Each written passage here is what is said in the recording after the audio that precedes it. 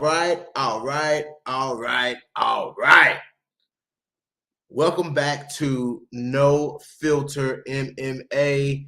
This is your boy BJ, and I'm back here with another live interview, guys. In case you guys don't know, I know you see the title.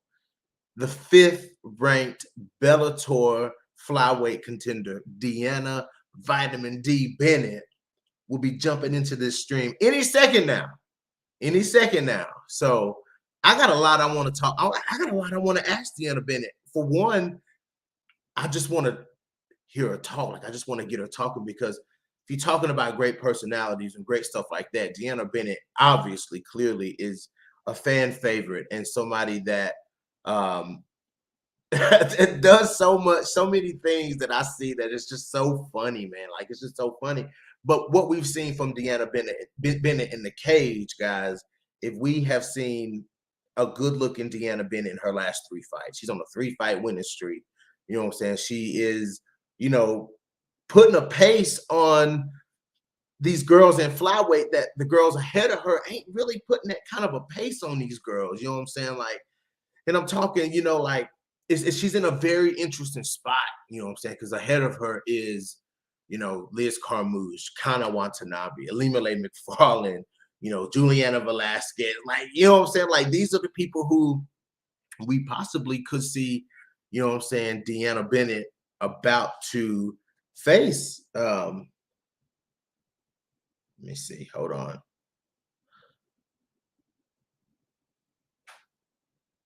Hold on, guys. I got to send this link to Deanna again. I hate StreamYard. StreamYard.com.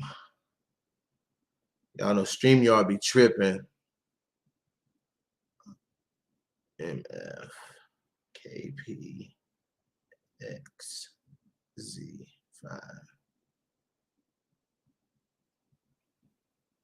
Let's try it again. I had to send it to her again, guys. But yes. Hello, salute. We got Running Reenie in the building. Good afternoon, BJ. No Filter MMA. I hit the like button. I'll be driving and listening. I appreciate that, Running Reenie. Good afternoon, Deanna Bennett. Deanna Bennett will be in just a moment, Running Reenie. Marcus Bell says, salute to No Filter MMA. Salute, Marcus Bell. Moderator Tisha Miller, welcome in. She says, hey, bud. That's my sister. Combo says, yes, sir. What's up? 2Bs, what you talking about?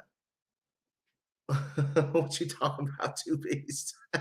All right, guys. So without further wait or anything, guys, we have the number 5 ranked Bellator flyweight contender, Deanna Vitamin D Bennett. How are you today? I am alive. I'm happy to be talking to you. I'm not gonna lie. I might be a little hungover. Hence the Me too. I got bloated wine and tequila face today, so I'm sorry. I'm like, the camera popped up and I was like, oh, so that's what we're doing today.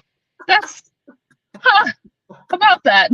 Good timing, Deanna. We'll just gonna go ahead and just move my seat back so it's a little bit better. And then the farther away I get from the camera, the better it looks. So we're just gonna keep going back. There we go. Okay, that was better. So once again, guys, this is one of the reasons why I wanted to get a session on with Vitamin D. Deanna, I'm gonna tell you what sparked this for me. And I mean, I was at work and I just laughed so hard. Like, when that video you posted when you were walking into the cage, did he really cup check? Like, did he really do that? No, he didn't cup check me. I just did it by myself. I was like, the guys do it, so I guess I'll do it too. There we go. And then I was like, I didn't even remember I did it until afterwards. Somebody sent me a video. They're like, why are you like this? And I was like, I didn't even remember doing that. So apparently it was just instinct. Yes, absolutely. So funny, man. So funny. So Deanna, of course, you're just a ball of energy, and I love it. You know, the interviews that I've been doing post COVID, I just want to always ask the fighters. You know what I'm saying? What was it like for you? You know what I'm saying? Like training and having to be that close to people because that's what you do for a living. You know what I'm saying? Like, so what was it like with all the shit that was going on? Well, for the longest time, all the gyms, so I was in Jersey, so all the gyms in Jersey closed down. And so I wasn't able to actually go train. And it was actually really miserable because maybe it was my Hispanic genes kicking in because I got real fat. So it was doubly miserable. It was Yeah, awful. I hated it. Um, it was yeah, it was really hard because you don't know what's going on and everything shuts down and it was a weird time and I'm glad we're getting back to normal and I don't know, I've been in like the fighting world for a while and did wrestling, so I'm used to being in the close contact with people and with some of the training partners we have, they're dirty motherfuckers. And so if I don't get anything from them, then I'm really not afraid of getting much because I see what I train with. And I'm like, about that, y'all, I don't know what you have. So as long so as I shower right afterwards, we're good. so do they like smell or is it? Yes, that is the tip of the iceberg is the smell. And then fighters are unique people, we'll put it that way. So they yeah, we have a me and my friend on one of my training partners, we have a joke about one of our teammates. We call him the dirty baby and always tell him that he needs to go take a shower. And it makes me happy. So you tell them, It's y'all all tell in them love. that? It's all in love. But It's that's so cringe, you know what I'm saying? But that's something that I've always wondered though. Like, have you ever been in a fight where your opponent was kind of smelly? We were actually talking about this yesterday. So I had gotten to the gym and a couple of my teammates were there. My coach was there. And we were talking about that. And like, there were just some people that like we got into the cage and they were just awful. And then they were talking about people that they know and they didn't name names, but he did say, he's just like, I know somebody on this team that shit himself right before walking out. And I was like, first off, I need to know who this is because I need to never go with them. I don't Right. want to be with somebody who's like pooping themselves right before I have to go out there. Like, guys, we are in close contact with people. So if somebody is carrying poop with them, I want nothing to do with that. Please, thank you. All of the above. I no, that's filthy. Yeah, Filthy, guys. yeah, that's pretty gross. That's always a question. I'm gonna have to start like incorporating that question into my Yeah. interviews because it's a must needed question to be asked. Oh, it's true. Absolutely. And I'm like, I'm the one that's just like, okay, gotta be clean. Gotta be Yes. clean. And then I'm like, other people, they're like, yeah, I showered like 2 days ago. I'm like, I don't understand people. That's so funny. It's So let awful. me ask you, did you watch the fights last night? I caught some of them, but I didn't get to watch them because me and my friend we just fought. Like I fought, and then she fought a few weeks later, and so we had scheduled this like fancy dinner or pretending to be fancy. Like it's like slapping lipstick on a pig. That's how I Mhm, feel when I get dressed up. mhm. It's like I'm still a pig, but at least I look like a fancy one. So I went and did that, and so I'm like checking my phone in this fancy restaurant that was like in this bank vault thing that was Mhm. it was I did not belong. Let me just put that out there. And it had terrible service. So I was trying to like get updates and watch it on my phone and I couldn't and it was a little frustrating. It's a little frustrating. Yeah. Yeah.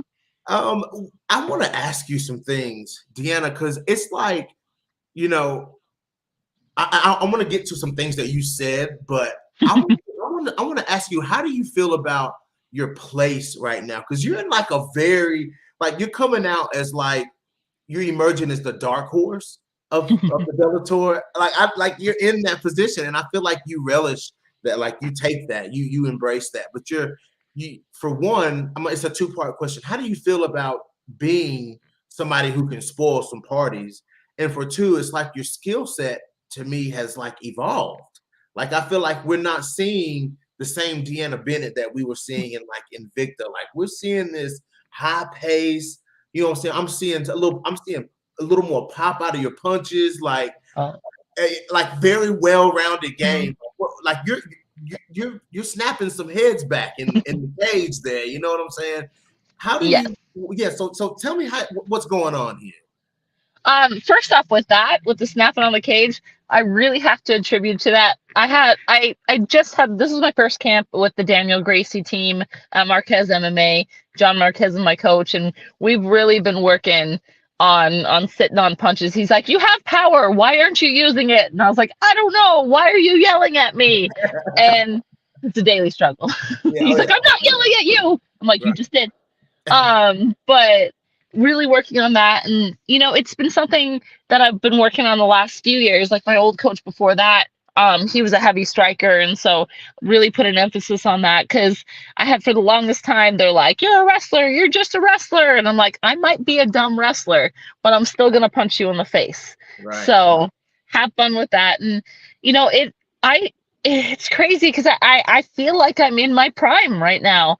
Like you said, I've been doing this for so many years. I fought for Invicta forever, was on the Ultimate Fighter, and I've never felt better than I do right now. And I love fighting. Like it's my passion. It's what I get up for every single day.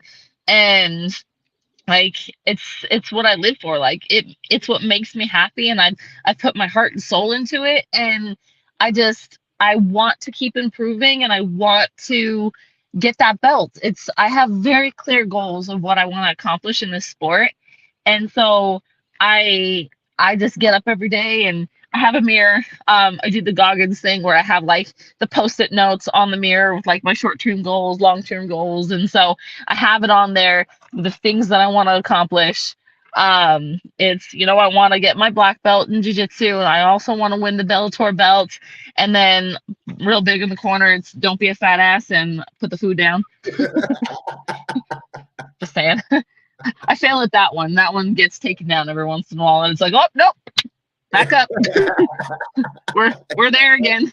Right back up there, yeah. It's right back up there. I'm like, I don't even know why I take it down, because it's like one day undoes it, and I'm like, all right, well, guess we're back on that one. What's your favorite food? What's your favorite food to indulge? Like your favorite post-fight meal? Oh man, I am a sucker for good Mexican food. I'm not gonna lie. My mom would kill me because she's Argentine, and so she'd be like, "What do you mean?" But I'm sorry. Like the filthiest. Like there's this place in Utah called Beto's, and it's basically it's the drunk food that people go to because it's open 24 hours. Oh, yeah. And it's like all chock full of like the lard and the like everything terrible that you can think of, and it's amazing. So every time after I would have a fight like locally in Utah or anything like that when I was living there, I had a teammate, Jesse, me and him would always go get it one time, and it was like the greatest thing in the world. And yeah, it does me in. That's why I'm like, I can only have it once after every fight. Right. I'm gonna get violently sick because I go from eating healthy to eating basically like I don't even want to know what's in it, because it's just chock full of things that will probably kill me eventually. Yeah. It's fabulous. Yes. So. Oh, yes. So my next question, it's not really a question. It's just more of like what's going through your head. I'm gonna be honest with you. One of my favorite flyweights in the division is Alejandra Lara. Okay, I'm gonna be honest with you. So she's awesome. I mean, I don't disagree with you. So the thing about that fight was, you know what I'm saying? On my channel, I talk about like flyweights, UFC flyweights, and Bellator flyweights. The division, both divisions are on fire right now. You know what I'm saying? So, a lot of what I've been talking about has been those two divisions. You know what I'm saying? If Alima Lay can get the belt again, all of a bunch of different things. So, go ahead. Okay. Wait, did somebody say something? Who said what? That was awkward. I like Twitch. I'm not sure why I twitched right there. Oh wow! Oh my goodness, this is amazing. I love this. But going into that fight with Lara, I was like, I was more concerned. I was thinking, okay, Alejandra Lara is a very high-paced fighter, good strike, and I was like, you know, when I was assessing this fight beforehand, I said, well, Bennett's gonna have to, you know what I'm saying, turn it up a notch. But when you go into this fight, like I'm watching this fight unfold, and it was actually you putting on the pace that she couldn't keep up with. And I was like, okay, I'm watching. I'm like, okay, Deanna Bennett, I see you. Like, I see you. And you outworked her. You totally outworked her for 3 rounds. And that's, for me, is when I was like, okay, like, now we have to start putting Deanna Bennett in this conversation with Bellator. And then you had to fight Justine Kish twice. I want to ask you about that second time fighting her. Like, you said some things about that. But what was the game plan going into that Lara fight? Honestly, that was the longest fight camp of my life, by the way, because it was pushed back multiple times. Like, we were supposed to fight in July 31st. 2 weeks before, they're like, actually, we couldn't get a visa. It's now in August. And I was like, all right, August 20th, here we go. And then again, it was literally a week before that one that they're like, so awkward. It's actually not going to be next week. We're actually pushing it back another month. And I was like, are y'all trying to kill me? Like, or you're trying to kill everybody around me because Deanna was hangry and about to kill everything and everyone. And I was like, all right, guys. But I knew she was a really tough striker. I had watched her fights before, you know, and she's so slick at things, and she's got such great movement. You know, she does like the dances on the walkout, and that'll tell you exactly how she is. Like, she has that fluid movement, and I just knew that I wanted to show who I was as a fighter. You know, it wasn't necessarily I'm going to tailor my game plan to what she's going to do. Like you said, I wanted to take control and show who I am as a fighter. And I feel like picking your favorite fight is almost like picking your favorite child. Maybe. I don't know. I don't have kids. Me either. So yeah, we can say that. So I can say it. So, but exactly. People can get mad at me and be like, you can't say that. And then like, screw you, your children's ugly. But, oh, that's awkward. But it's true. Anyways, especially on the first day of school. The first day of school pictures, like so rough. It's awful. And I'm like, so in Utah, let me just side note on that. When you have somebody who's like not the best looking, they call them sweet spirits. Be like, oh, that kid, you're such a sweet spirit. You're such a sweet spirit. And if anyone ever calls you that, just know they're calling you ugly. Okay. No, that's I may have heard that once or twice in my life. They're like, oh, you're such a sweet spirit. And I'm like, fuck you. I know exactly what you're saying. Like, don't even tell me that. Like, all right, I'll go fix my face, but don't you dare call me a sweet spirit. Like, I'll show you a sweet spirit. But yeah, so I would, going back to the original topic that we were talking about, the Lara fight is my favorite fight. You know, there was so much around it, but like, just the fighting itself, like I felt like I finally was able to show who I am.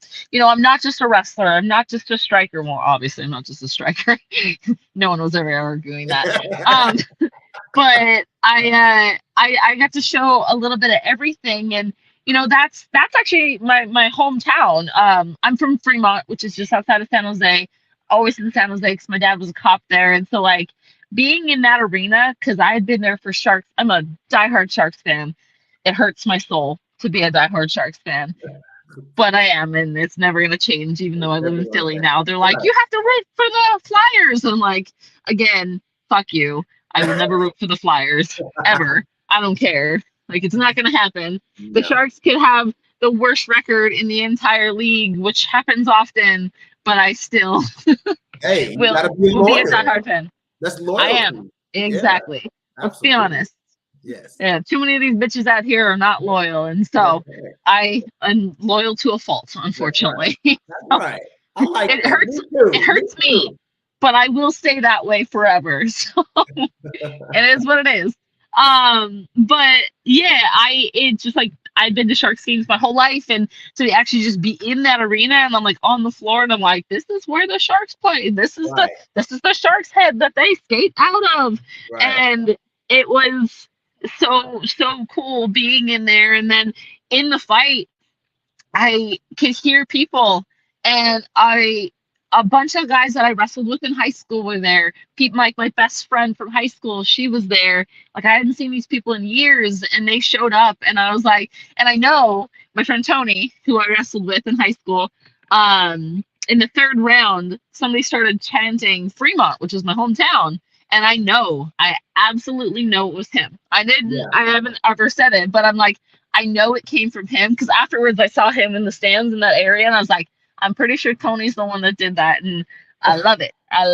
Like, that was that extra little pop. Did it juice you up? Oh, absolutely, because I was like, okay, these are my people. This is my place. Like, I got this. Like, I'm like, I'm already gonna win no matter what. But that gave me that extra little pop just to like keep going. But like I said, it was so great because I actually showed who I am as a fighter. Because like anyone that I train with, like one thing that you know is that I'm gonna keep pushing the pace. Like the other day, I was training with this one guy, and I'll be honest, he was beating the piss out of me. Like, he's a bigger guy, so I'll give him that.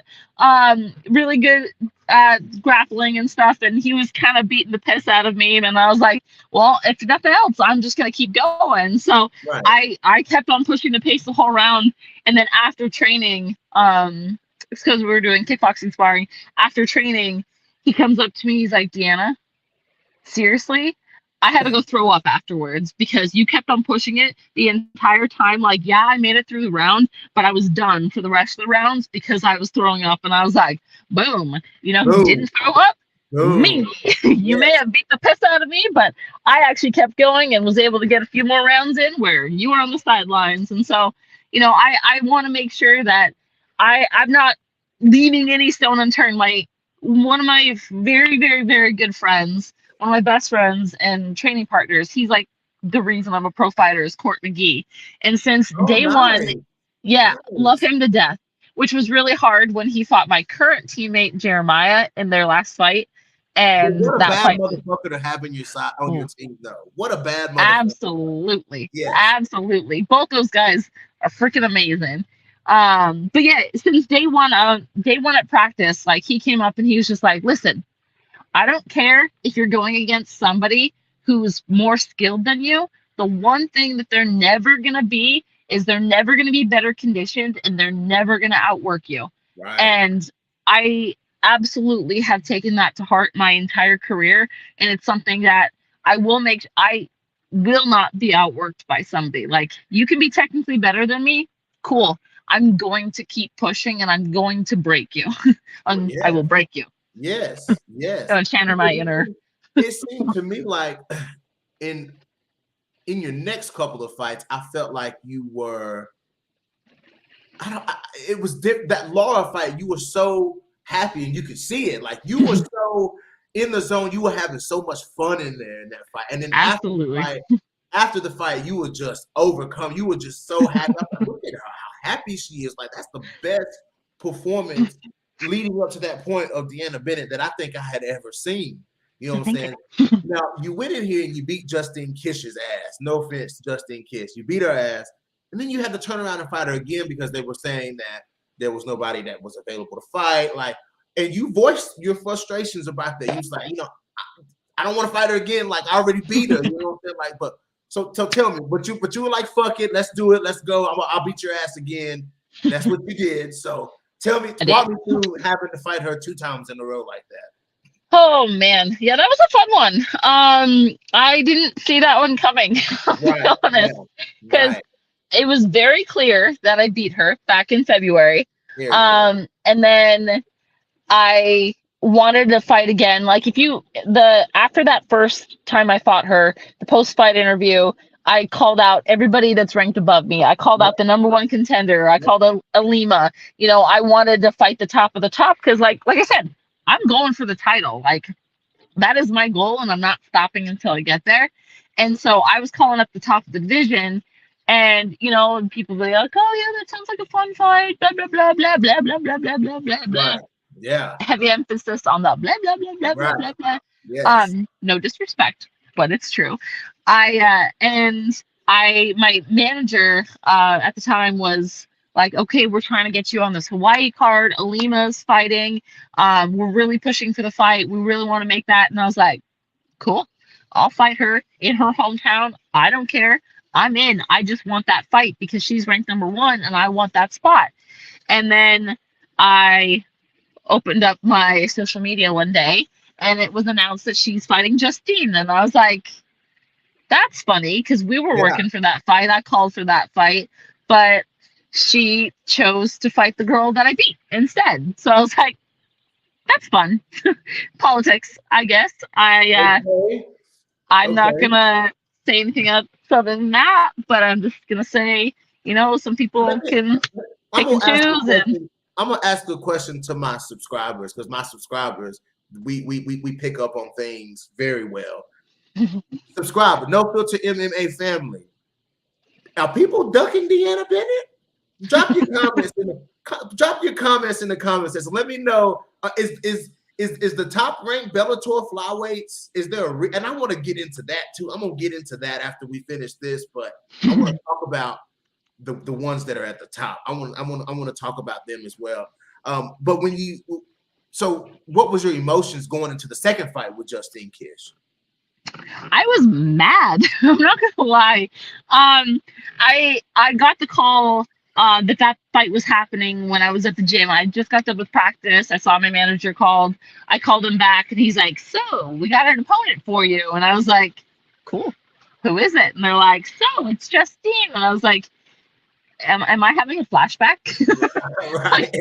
I feel like I've been here before, guys. And they're like, "Yeah, so they said that she's on a 1-fight win streak." And I was like, "Yeah, it's only one fight because the fight before that, I beat her. And I don't know why she got the fight that I should have gotten." And I was like, and he's just like, "Well, I mean, it's the only thing that we have, or else, you might not be fighting for a while. So it's the only one we have." And so I was like,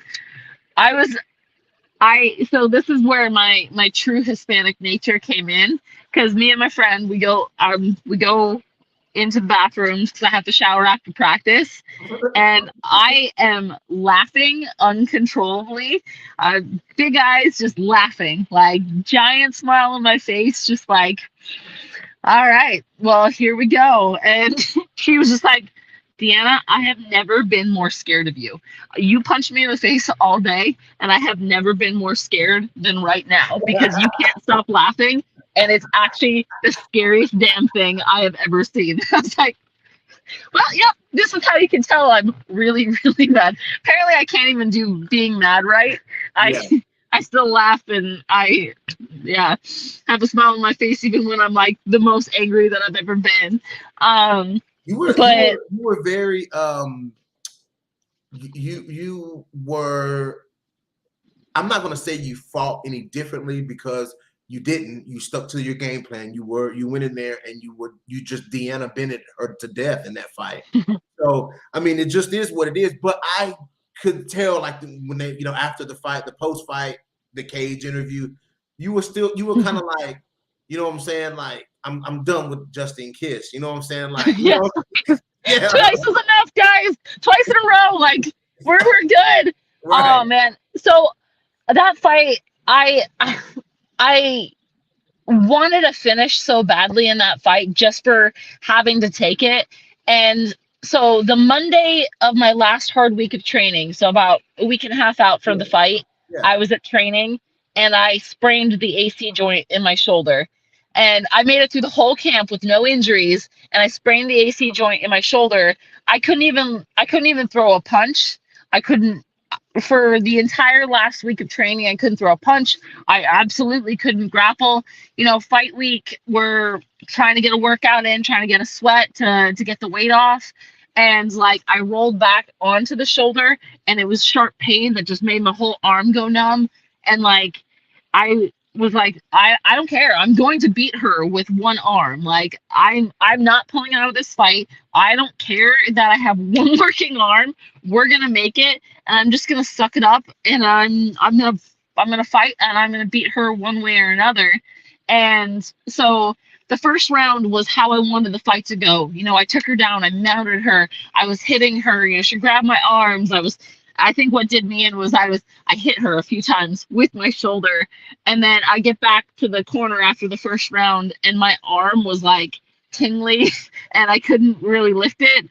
And so that's why, you know, second, third round, I wasn't going for my shots because I didn't want to get stuck underneath. And like if you saw with Aaron Pico's fight yesterday with the shoulder popping out, I was deathly afraid of anything like that happening. So I played it a little safe the second and the third rounds and didn't go for those. I wish I would have, but I knew I was gonna win one way or another. It was gonna happen. Confident in striking though, like you knew that. You knew. Yeah.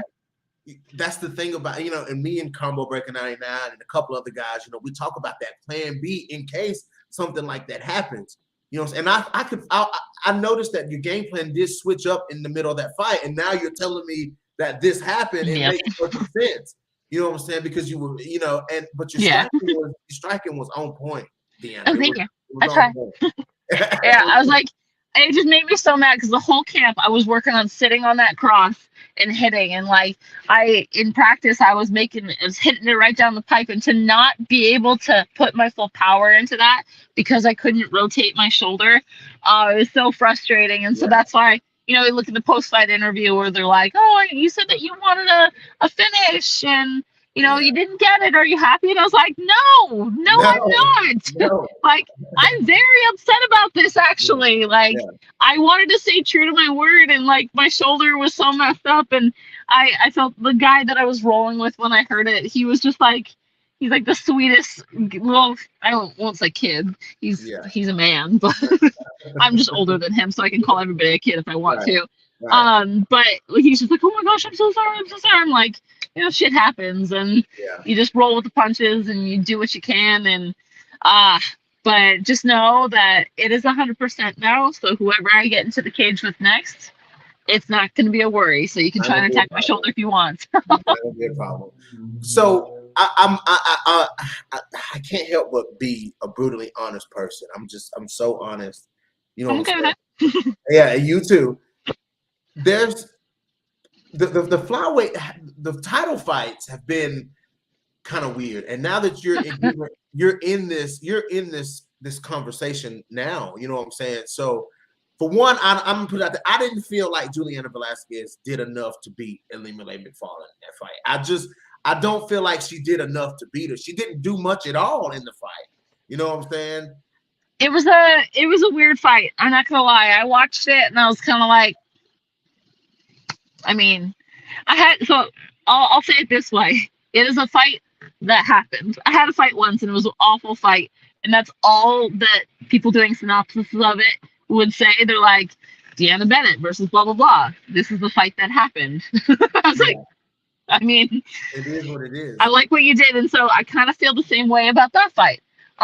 No disrespect, but I just feel like there could have been more to it, honestly. Right.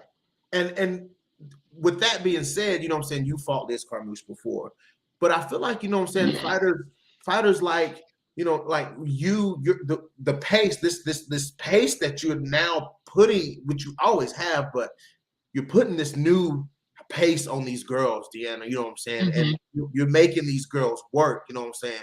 And I see that as being more like a kryptonite for fighters like Velasquez and Killholt, you know what I'm saying? And some of the, you know, you already proved it, you know what I'm saying, with, you know, Alejandra Lara, that you can outwork some of the high workers, you know what I'm saying? So, you know, and even, you know, Ilima, you can, you know, your size and your the way, your speed and your in and out movement, you can cause problems for fighters like Ilima, you know what I'm saying? So, you know, my thing is just like, you know, how do you see yourself matching up with Killholt, you know, Velasquez, Ilima, and rematching Liz Carmouche and getting that belt? I think I'm a bad matchup for all of them. You know, I hate saying things like that because, like, I'm not a cocky person by nature. Like it's gotten Like, so cliche. it is, and it sounds so cliche, and I'm not a cocky person. Like, Right. I wish I had the like extra confidence that some of these fighters do, that they're like, I'm the best there was. Then I'm like, I'm okay. Like, I do what I can. Right, And then that's right. usually my response. But it's like, I'm working my ass off for this. Like, literally, my ass is gone. I don't know where it Yeah. went. I think I left it in a bathtub when I was cutting weight somewhere. I think possibly for the Lara fight. Like, it might be in San Jose in that hotel bathroom. Like, love handles came back, but the ass didn't. So I'm like, screw Okay. you, buddy. I see It how we is work. what it is. Yeah. But I'm doing what I can to beat these girls. And so, like, anytime a girl in my division fights, I'm always watching the fights. And it's my business. I want to see what's up, and I want to. And so that's why I'm like, I know that I could beat all of the girls that are ranked above me. Obviously they're going to be tough fights, and that's what I relish in. Like, I want to fight those tough people. I want to push myself. I do my best when I push myself and I push them. Like, that's what excites me. That's what makes me happy when I'm in there, is knowing that I'm putting everything out there and fighting to my most ability. And that's why I'm like, I would, Denise is obviously a very talented striker. She's very dangerous, but I've been in there with tough strikers before, and I know my grappling beats that, and I know with all of them, I know I can do what I can and do what I have to win. And with Liz, the champion, that is a fight I want back so badly. Oh, She was yeah. my very first fight in Bellator, Oh, yeah. and if you look at the scorecards before I got hurt, which is what happens, because if you see me, like you said, you can see me pushing the pace. That's what I like to do. And there's a moment with about 90 seconds left in the third round where I stop moving and I just stand there. And if you know me, if you know how I fight, it's very weird, and there's a very distinct reason for it, because I popped my hamstring off of my bone. It literally was just like, because I went for a hip switch and I stopped because I felt a pop, and I was like, I can't move my hips. I can't move my hips. And that's when she jumped on my back, and I couldn't defend it because I couldn't move my hips, and I was in pain. And it was a 95% hamstring avulsion that took me out for the next 6 months. I had my first surgery in my life, and I got a scar this big on my ass that I like to show people. Like, it's a good icebreaker. I'm just like, oh, hey, you want to see my scar? Bend over, pull down the pants, and they're just like, I said no. You asked if I wanted to see the scar, and I said no. And I was like, oh, sorry. Sorry. You saw it anyways. Right. Have fun with that. Like, there you go. This is what we do. But you look at the scorecards up until that point, and sorry, I'm in my car and I saw a shadow, and I was like, ah! Stranger danger. I was winning. I was up on the scorecards. I won the first and the second round. If I would have not, even if I could have defended that for 90 more seconds, I would have been the winner. And I think about that every single day, not just because I have this lovely scar to remind me of that fight every day, which I do. I see it. I feel it. I also have my little hip brace that they had me in. I always like to keep it. It's stuffed right underneath my walker from another injury that I had. But I think about that fight every single day, and I want that back so bad. I outstruck her, and yeah, she lifted me up and she slammed me in the first round, but I was like, okay, we're playing this game. We're picking people up. So second round, I picked her up. That's actually probably one of my favorite fight photos. It's number 2. It's not number 1. Number 1's my favorite, is when I was fought Roxanne and I broke my nose and I had the blood everywhere. That's my number 1 favorite fight photo. Yeah. Number 2 is me with Liz Carmouche up on my shoulder. And so I want to do it again. Like, by all means, you can lift me. You can do that. Like, you're a talented grappler. And this is the thing. I have nothing but respect for her. I think she is an amazing fighter. I think she's great. And that's why I want to fight her again. She has the belt. She has something I want. And I want to test myself. I don't want an easy fight to get to the belt. I've never shied away from an easy fight. Like Never. thinking back on my career, like from the very beginning, from my very first fight, I've never turned down a fight ever. If they're like, hey, you want to fight so and so? My answer is like, yeah, sure. My fourth pro fight, they're like, hey, you want to fight Colleen Schneider? She had 16 fights at that point. This was my fourth fight. She was at 135 and I fought at 125. They're like, oh, you're gonna have to go up. I'm like, oh, okay, sure. Why not? Yeah. I'll do it. Yeah. I cut no weight. I literally drove around in a hot car the day of weigh-ins and delivered tickets. And then I was on weight and I'm like looking up to her at the weigh-ins and I was like, hello up there. Hello. Yeah. And then it took its way up and then fight came.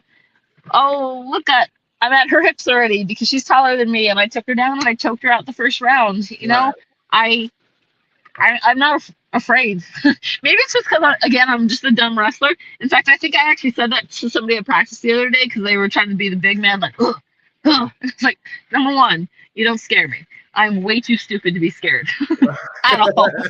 Like, even when I probably should be scared, I'm not because it is what it is. It is what it is. But it's interesting for you going forward, Deanna. Yeah. It's you know, I want to see, like you said, I want to see Deanna Bennett versus Denise Killholt announced. You know what I'm saying? We don't know what you got working. You don't have to tell us what you got working, but we want those are the type of fights we want to see. You know what I'm saying? Like we want to see those are the fights I want to. Because these girls are like these girls in the top. They're not. I have to say, other than Carmouche and McFarland, I'm gonna have to say this about it. I feel like they go into a fight ready to fight and wanting to push the pace in the fight, pressure fighters. But when it comes to like some of the other ones at the top up there, like it's just like their fights are like they don't want it. They don't go after. They don't fight to win. You know what I'm saying? Like they're not fighting to win. You know, they're fighting not to lose. Right, they're fighting not to lose. Like that's a whole different thing there. You know what I'm saying? I'm thinking to myself, you know, on paper, you know, just looking at style versus style. If Deanna Bennett goes in here and pushes the pace on some of these, you know, on all of these fighters, you know what I'm saying? She pushed the pace and she stays well-rounded and she stays sharp. You know what I'm saying? You know, you can make it a bad night for some of these people up ranked above you, you know? That's the plan. Yeah, absolutely. That's the plan. I want to have a great night and I want to ruin their night. Yes, that's right. So a couple of questions from the audience, from our subscribers, and I'm gonna let you go because I know you're tired of sitting in your car. You know what I'm saying? It is what it is. I'm not. I have to go bridesmaid dress shopping after this. And so I'm like, oh no. Yeah. Ask me more questions so I don't have to put on a dress right now. Because let's be honest, I'm like a can of biscuits right now. You're going to put a dress on me and I'm just going to be like. A can of biscuits. Oh my God. We're good. So Tubi says, where do you side with experimenting with different gyms versus loyalty to one gym? That's a good question. And, you know, loyalty is an interesting thing and it's important to have in this. And I've been through this with, like I said, I just switched coaches between the Justine fights. I love how you get to say that. Between my Justine fights, I switched coaches. And right. I honestly never thought that I did, but a big part of the problem came because I needed training partners and I needed to cross train. And my coach at the time, my other coach, didn't necessarily like that. But I didn't have anyone my size. I didn't have anyone experience-wise. I needed an extra push. And so I was pushed. I was basically pushed into it and to moving. And, you know, I'm so happy that I'm so happy with John Marquez and I'm so happy with Daniel Gracie. And one of the big things that struck me with them, especially with John Marquez, love him to death and he stuck with me forever. You know, my loyalty is with him. He is my coach no matter what. And that's not going to change. And, you know, I was just out in Vegas training at Syndicate. And I'm actually going back out there in about a week and a half to go train again. You know, they have a lot of small people. They have a lot of girls that are there. And so it's good to have that different type of the different look and different partners. You know, you get so stuck with the same training partners. You know their routine. You know that they do. And so it reaches a point where you're not necessarily pushing each other. You need different looks to be able to expand your your knowledge and your fighting skills. And so, even though I'm going at the syndicate and training there, like my loyalty is still with my coach, and he's still going Yeah, to be my coach. And I love him because he's just like, he wants the best for his team and for his fighters. And so he encourages people to go and get those different looks. And so it's I don't think it's a bad thing. Do I think it's a bad thing to kind of hop around to different gyms, have different coaches, and for every fight? Like, that's hard. I wouldn't be able to do that. I don't. yeah, I need to be able to have a good rapport with my coach for the fight day, for the fight itself. And so, like, my coaching staff will basically be the same. I have my main coaches, and then the third person is usually somebody who rotates, like a friend or a training partner, or that kind of right. stuff. But like, it's you have to be able to constantly be working on yourself as a fighter, and that takes a little bit of travel with that. Okay. Okay. Nice. Great answer, Deanna. I love that Thank you. answer. That's I great. try Yeah. every once in a while. So to answer that question, she is okay with that. She likes to go and get different looks and different things. It's only going to benefit her. You know what I'm saying? We've seen fighters do cross train and do that and show us a different side of themselves. And that kind of makes all the puzzle pieces fit together because, like I said, we have seen this new Deanna Bennett, this new, very just this pace, man. I can't say the word enough. This new pace that you're putting in, just well-rounded skills, good Oh, takedowns. thank you. I'm loving it. So, all right. So Combo Breaker 99, when we were talking about the whole Alima thing, he says, I said it, BJ. LL. That was weird that Alima chose Kish. Yeah, that was kind of weird. And that is very weird. Very weird that he did that. It So George, is. George Page says, do you think that she has to wait for a title after Velasquez and Carmouche have their rematch? Is that a rematch? Yeah, so on December 9th, they're running it back just because people would say that there's controversy on how on the yeah. Trust me. That was a pretty clear beat down, if you ask me.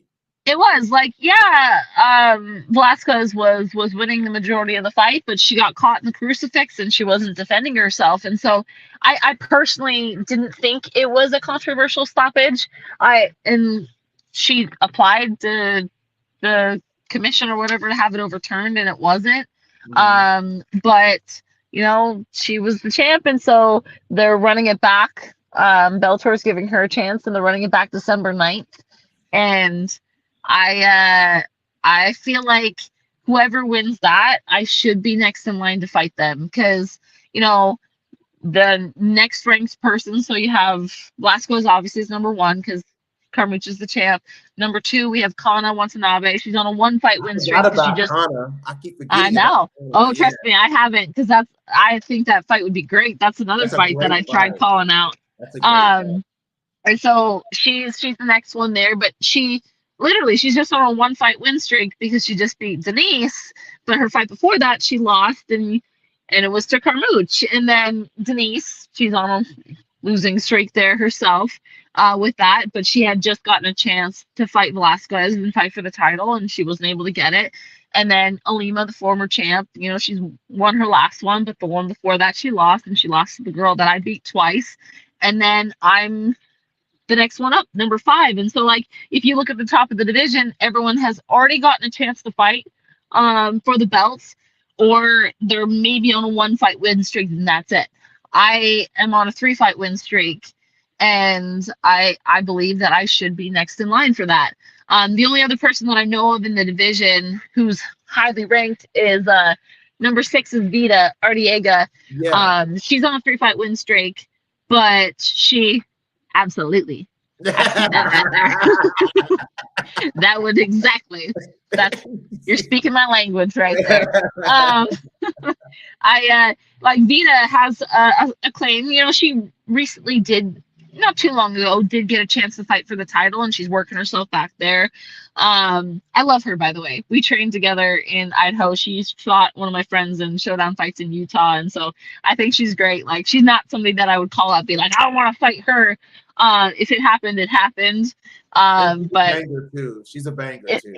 Oh, absolutely. Yeah. I've heard that she punches harder than most people, and so I'm happy that she's on her streak, but she had a chance to fight for the title already. Right, right, Um, right. and so you know, see what happens for there. Like, but that's the only other person I could see having a claim for it personally. So That's a great, I do think I do get the next shot. So I think that's what it should be.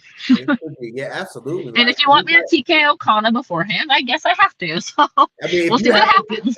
yeah, if you have to TKO Kana, then let's do that. Let's get it. You know what I'm saying? Exactly. Like I I like fighting. Like you see some people who just they like to take the big breaks between.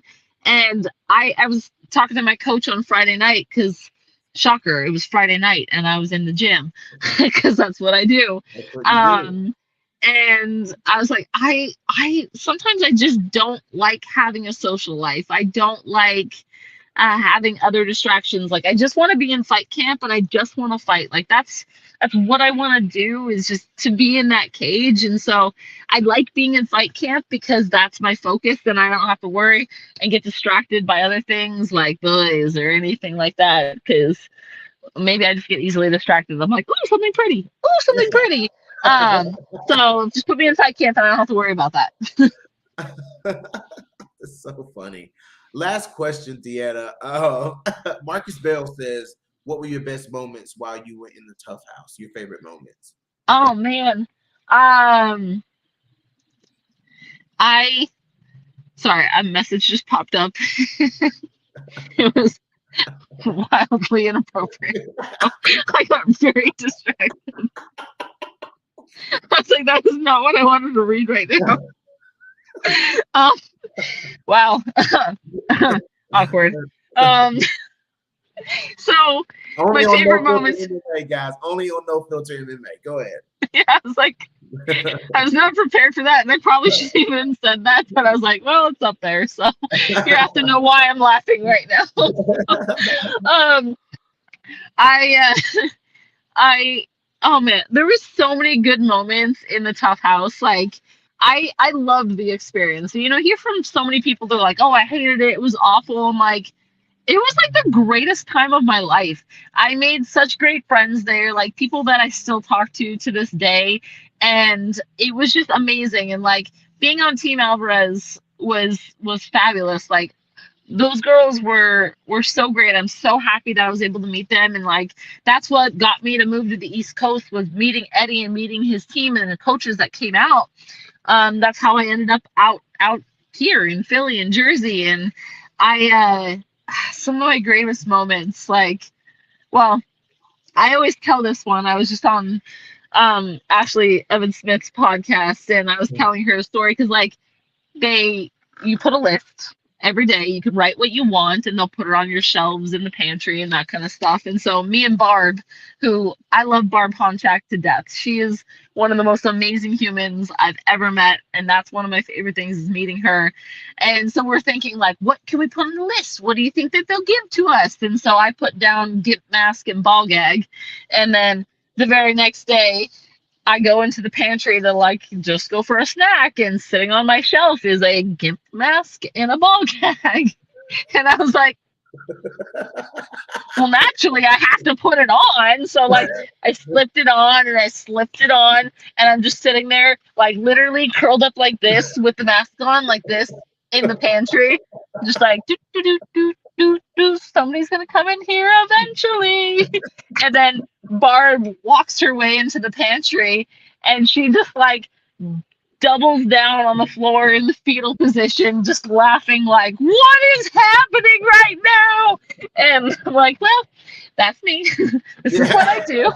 So it just, normal thing. You walk into the pantry and there's a weirdo wearing a Get Mask and a ball gag. It's fine. It's just Deanna. That's how she lives her life. But all of those girls are amazing.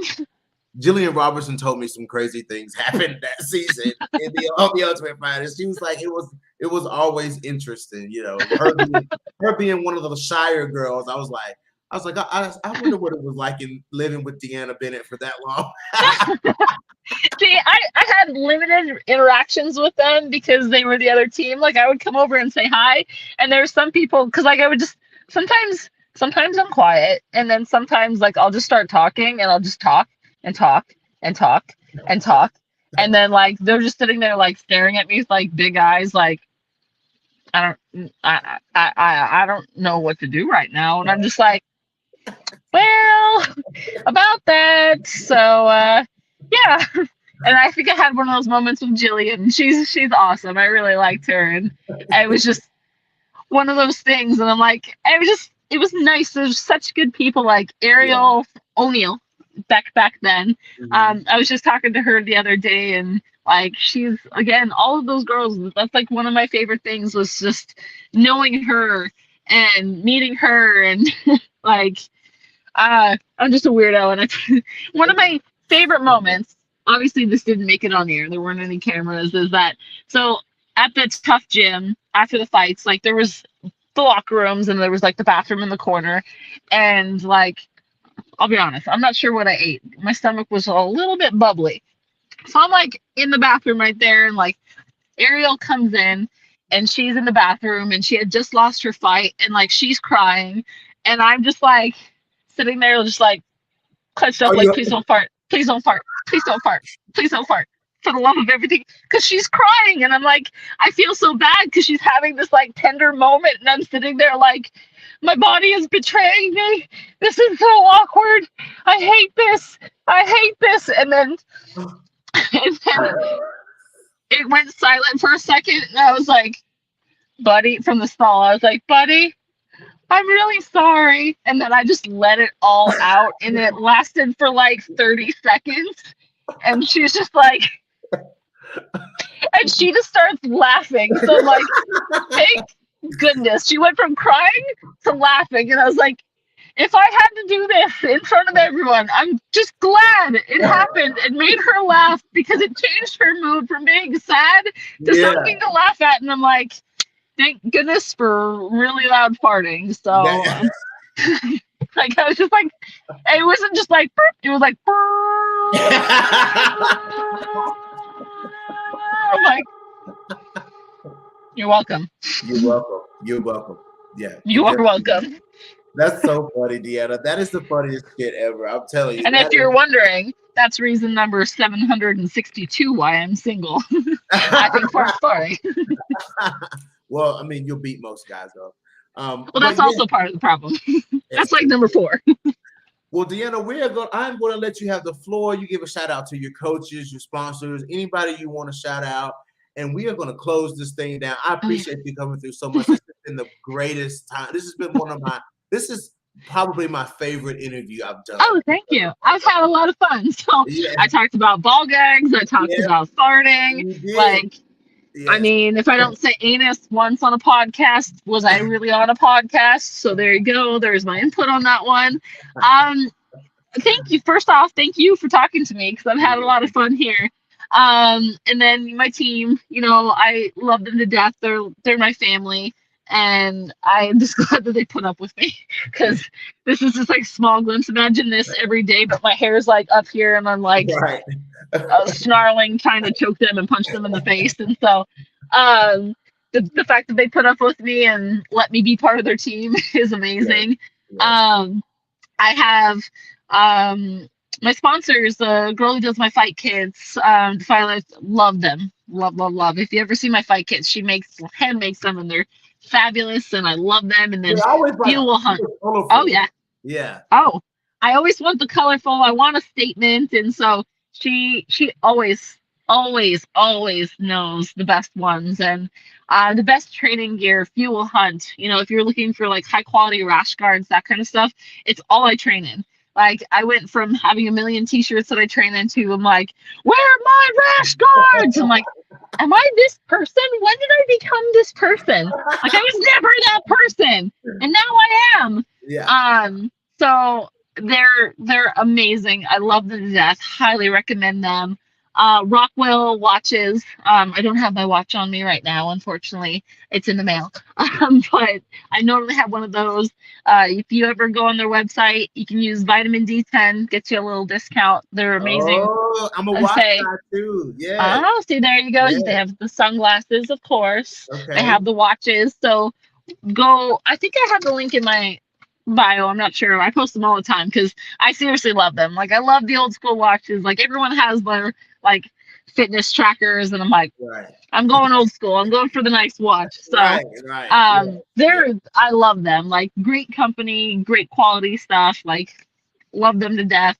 Um so this is where I reached the point where I'm like, I'm probably should be mentioning somebody, and I don't necessarily remember, but um, friends, family, everybody who puts up with me, I highly appreciate it. Like, if you go on my Instagram or anything, like all of like the kind words, you have no idea how much it means to me. So it's Deanna D Bennett if you want to follow me. If you don't, that's cool. If you just want to creep on me on my stories, I'm okay with that as well. So I'll creep right back. So have fun with that.